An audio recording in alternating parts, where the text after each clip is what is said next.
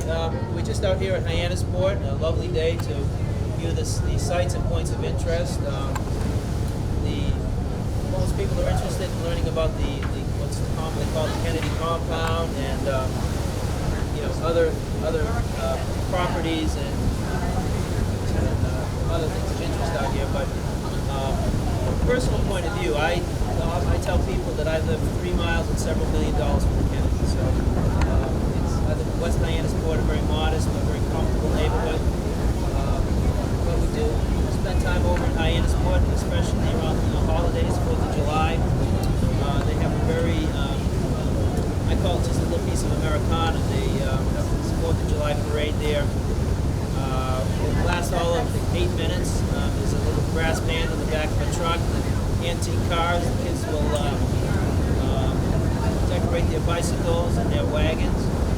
And it's just kind of the beginning of the summer season for the neighborhood. And you see all the neighbors greeting each other. The Kennedys are right in there among all the other folks.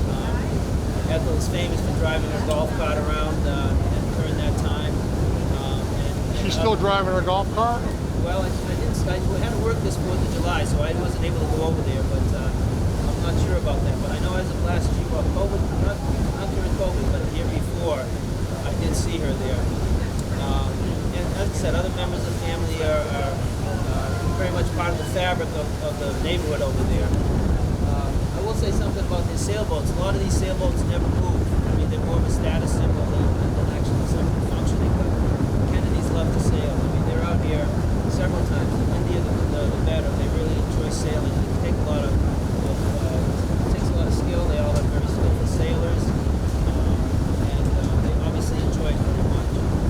The other thing I'll say is that although the family's not as politically prominent as it once was, I mean, I think many of them are still very socially active, participating in a lot of charity-type events or social service type activities, and so they still have that consciousness, and it's still a very fascinating family. Even after all these years, people still want to come out and hear about where they lived and sort of revisit a little bit of Camelot as it was once known. So yeah, so my mother-in-law, I'll tell this story. My mother-in-law was sort of a Kennedy file, if you will. I think she had every book that was published in her day, and she lined them up in a bookcase in her living room. We used to call it the subset of the Kennedy Library. And anyway, she would try to attend any of the public events that they were present at. They happened to go to the same church that we did at that time, and. One day we were in church, and I have to explain, she's only about, she'd have to reach up to touch 5 feet, so she was a real little lady.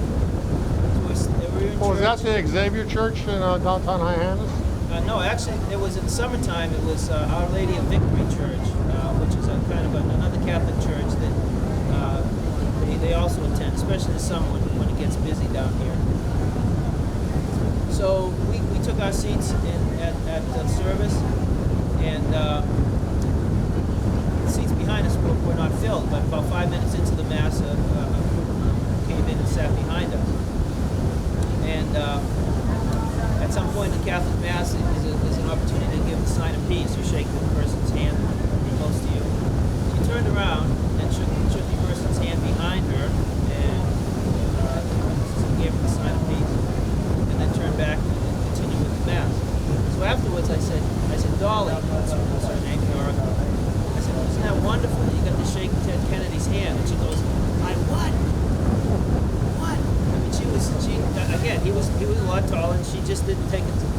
And I said, that's lesson number 1. Always make eye contact. And so she learned a lesson from that, but that ruined her day. I'm sorry to say. She got over it, but that was kind of a funny story. We always kidded her about that for the rest of her life. But anyway, I'm happy to share some of these anecdotes with you, and I enjoy being out here on the water, meet a lot of interesting people. And well, these anecdotal stories are priceless. Yes. It's history that hopefully we can capture with a little you know, captured for posterity's sake, you know. Right. Well, thank you for the opportunity Okay. to talk about it. And thank you for sharing the story. Okay.